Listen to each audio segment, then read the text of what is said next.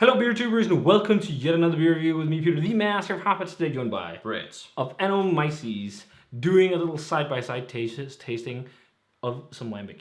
A vertical tasting, really. This one was in the making because I had a spare bottle of Vigneronne that I was just sitting on, kind of wanted to trade it, didn't know what to do. And then, they announced at Cantillon that they would change the grape variety from Muscat to Viognier because they couldn't always get organic Muscat grapes. So they changed up the grape barrel.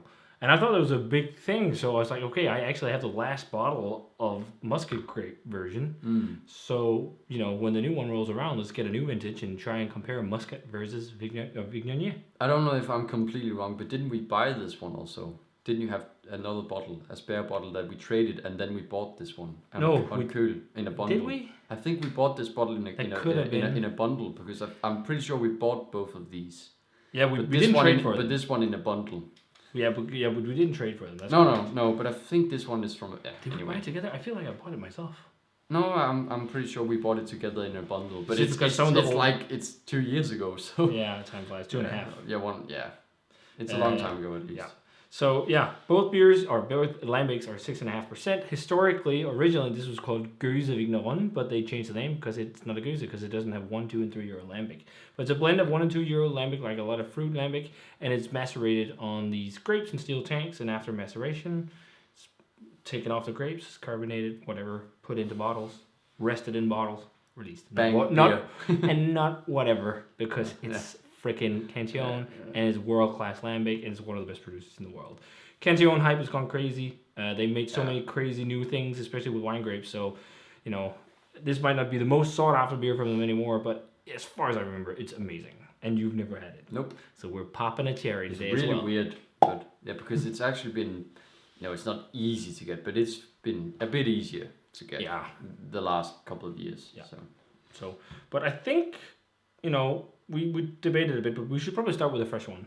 Yeah. The fresh one. But even though, so this is from 19, so it's had a year of age in a bottle, just to develop a bit of funk. Yeah. Because fresh, a lot of people said this was a lot like, almost like natural wine or just like grape juice, grape must. It wasn't as funky because there was a lot of fruit character. So we wanted to get some fruit character on, or some funk character as well, because Cantillon and funk in their fruited Lambic is amazing. Like they do that so well. They do Geuze well too. Work so well with their fruited stuff is great. So yeah, let's go ahead here with the fresh one. Yeah. So pour is a nice, lightly hazy golden yellow color. We poured quite gently to not disturb the sediment in both bottles. Yeah. Just because we had an experience with Brouwerij where my glass was really muted because of yeast. And that's a shame. Don't swirl up the yeast in bottles or cans or anything unless the brewer tells you to, even in haze. I know a lot of people do that because they want all the hop gunks and get all the flavor in there. But it mutes flavor. It can mute flavor, but also, especially with hoppy beers, it can be loads of like lupulin powder left over. Like if you've ever had a bottom keg of a New England IPA, it's scraping and hard to drink. Yeah. And sometimes that happens. So I usually don't disturb yeast unless brewers tell me to. But yeah, it looks nice. Pale golden yellow, white head. Let's check out the aroma. Oh, that smells really nice. Yeah. Very cider-like, but very stone fruity, apricot-y. Because we talked about off camera, it smells like cider almost. Yeah. Like a dry French cider. Lots of like green apple and pear. Yeah, but also like a very nice, dry, funky white wine character. It's like... I see that definitely. It's lots of white grape. Yeah, it's just nice when white grape gives off other things than white grape. Yeah. It's got some other fruit flavors. Yeah, again, as you say, stone fruity, almost like plums. Yeah, really nice farmyardy funk. And a bit musty too, but like really dry and oaky smell. Yeah. It smells really good. It's just a year in the bottle. Yeah, it's already, it doesn't smell super young, but it's also, again, it's been a year, so... It smells really good. My saliva is going nuts. You want to try it? Yep. Let's do it. Cheers.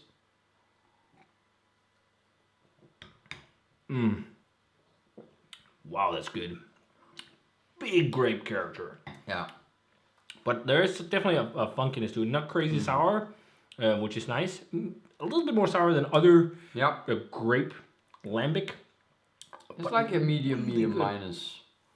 I love the dryness on it. Like it's so bone dry. I love that. Bone dry, really bright white grape character. Almost like super stone bright. fruity. Super bright. It's like a really stone fruity white grape character. Yeah. And I think it's Really that and fresh also and yeast. zingy. You know?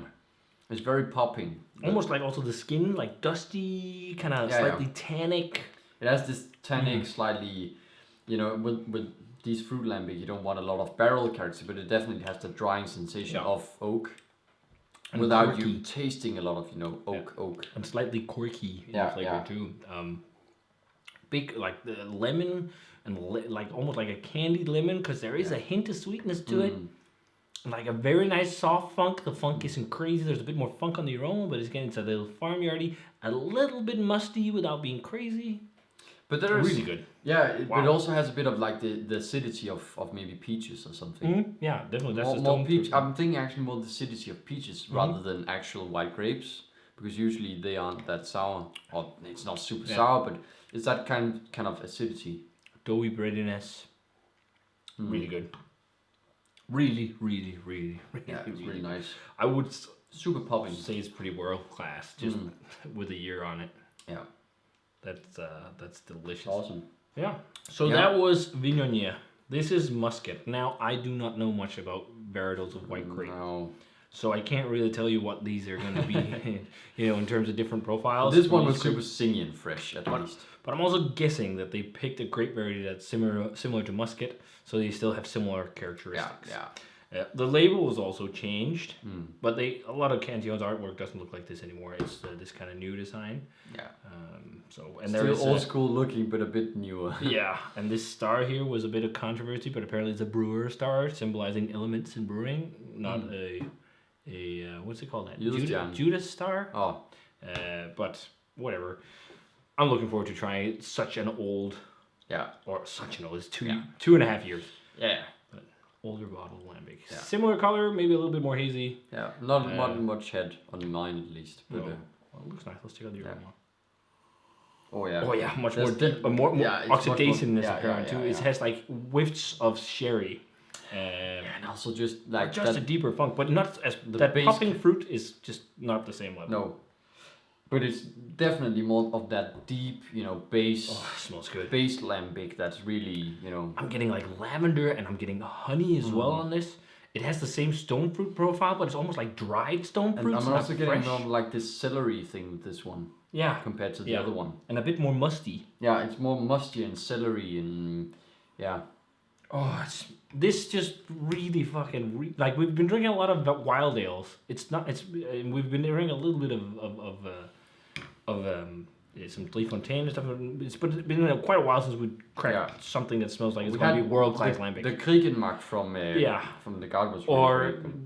And also it just the King stuff. But like real lambic, if we if we're talking wild ale, those are probably the best examples. But if we're talking fruited lambic of this level, I can't remember the last time we had that. Besides maybe the bucket rider, or when we had seen the Lambic last year. Yeah, it smells awesome. Oh, yeah.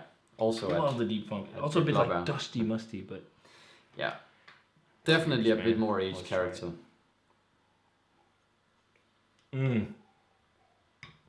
Wow, that's harmonized. Yeah. That is so balanced. Huge grape character still, but it's so much more funky. It's also more tannic. Yeah. Like that sensation of, but it's not crazily dry, it's just pleasantly tannic. This is really good. That's fucking crazy, man. It is so bright still, but that soft complexity of aged flavor, like that slight sherry kind of oxidized flavor just plays so fucking well. Like it leads your mind towards, not necessarily, you know, I don't want to compare it exactly to Seni Frontera, at least batch 2 we had, but that had like that combination of dried kind of sherry type flavors from the barrel. Crazy depth, like so much depth. This doesn't have that. I still remember the sensation of sticking my nose into that beer and just being like, but that was Pedro Jimenez. That was also the first very hype lambic I ever tried. So quite big stone fruity character on this one too. But it's because of the oxidations, like it's almost like it's dried, like dried apricots or something. Yeah, but it's still bright and zingy, but it just has this element of like a tannic, a bit more tannic dryness to it, and a bit more of this kind of musty musty celery funky depth to it. And also the drinkability is higher. This feels It's a feels bit more less acidic. acidic. Yeah, the other one is a bit less acidic than the younger that's one. good.